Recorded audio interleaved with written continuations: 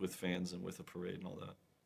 One follow for you. You've been with Mark for a long time, off and on, obviously with the Blue and now here. It's how deserving is he of where he's at and what he's been able to do with his team? Thank you. Yeah, I mean, Mark's earned it. That's a theme around here, and with this team is, you have the opportunity to earn whatever you want. Everything's kind of in front of you to go get and achieve, and Mark is a great work ethic, great mind for the game. He does a good job of keeping the focus of the team and aligning our mindset for where it needs to be, and I can tell a difference between you see players work on their game and improve skills, over the years. And, from when I've was coached by him the first time to now, I can tell he's improved at his craft. So, credit to him for just putting his head down and going to work. Next question is from Mohammed. Hi, Alex. Mohammed here from the UAE. I wanted to ask you spoke about the importance of the fans. How important is it to go to the finals and knowing you have home court advantage? Yeah, I mean that's obviously a great advantage for us. Obviously with our fans and how we've played at home this year. We tend to have great energy at home. But yeah, I mean that's what you work so hard for all year. You know, that's why you play the games during the regular season, and you don't just kind of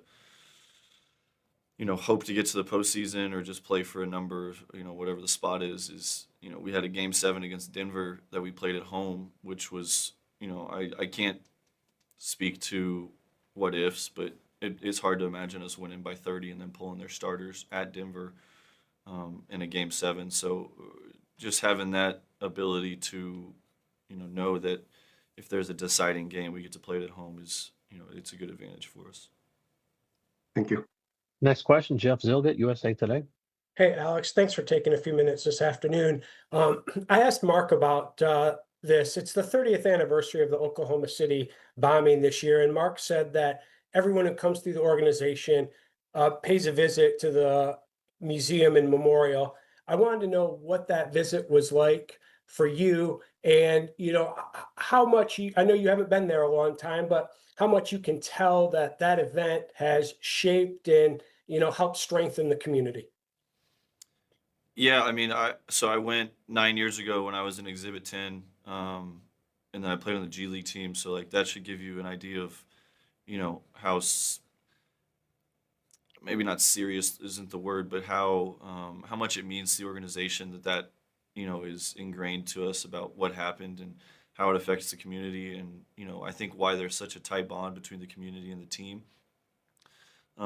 Obviously something like that you hope to never happen, and after it does, you just have so much empathy and sympathy for people that went through it and have to live with the consequences of that. But like I said, I think the cool thing about the organization is no matter how big, small, what your role is on the team, you make a trip out there just to learn about the history of it and how it did impact the community, and understand why the relationship is so tight between this team and the organization and the community. Thank you, Alex. Excuse me. Next question is from Naveen. Hi, yes, thank you. Hi, Alex. Good luck in advance for the NBA Finals. You got to spend some time with some great players over the years, like LeBron and AD, obviously, when you won the championship with them. And now you get to spend time with guys like Jalen and SGA. What are some of the similarities that you saw in LeBron and AD that you kind of see in your all-star teammates now that made you realize right away that these guys were special basketball players? Thank you. Yeah, I mean, anytime you get all-star, all-NBA talent, it's usually not an overnight success. Like there's, obviously LeBron was anointed from when he was like 18, and AD was good coming out of college and high draft picks and all that. But even with those guys in their career paths, like there's a certain work ethic and there's a certain competitive drive that separates, good players from great players, and all-stars from all-NBA players and MVP candidates to winners. There's always a tangible competitiveness to be great every time that they're on the floor, and obviously the work ethic to go with it is, what separates like I said, one level from another, and both of those guys on my team now have that. Just unbelievable talent mixed with really, really strong competitive drive to be their best and to be better than they were the day before, and then the work ethic to go with it. Next question is from Jim Conlon.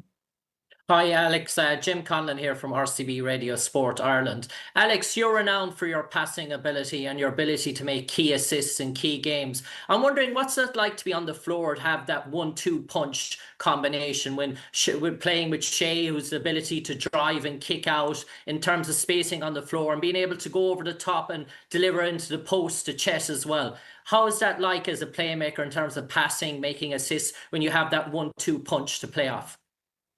Yeah, luckily for me, I've played with some great players over my career, so I've gotten used to playing off of the gravity that these great players create, and Shea, Chet, J-Dub, they all have that, to where the other team has to really recognize where they are and usually commit more than one person to them. So for me, it's just about reading the game, and a lot of it is just like a numbers game, seeing where guys are matched up, knowing how teams rotate, stuff like that, and then obviously just being unselfish and finding the open guy. Christos, next question. Hey Alex, hope you're doing well. I would like to ask you, as one of the vets of this team, and looking the young core that you have and the future, how bright is the in OKC? How refreshing for you is to be part of this young, ambitious team? And from your perspective, what makes this team so special, so good, on and off the floor? Yeah, really excited to be here and play with this group of guys. I've over the year I've gotten to know them really well, and I'm very close. Just going through the battles of the regular season and the playoffs now with them. And even for being a young team, there's a mental and emotional maturity within the game that they possess that has been honed and been drilled into them, I think, since they've been here, but also just some natural competitiveness that goes with that. That's made it really easy for me to just fall in line and do what I do best, which is play hard and play for the team. And sorry, what was the second part of the question? I forgot it. This team so special from your perspective, looking at the young core that you have? Yeah, I think what makes them special is like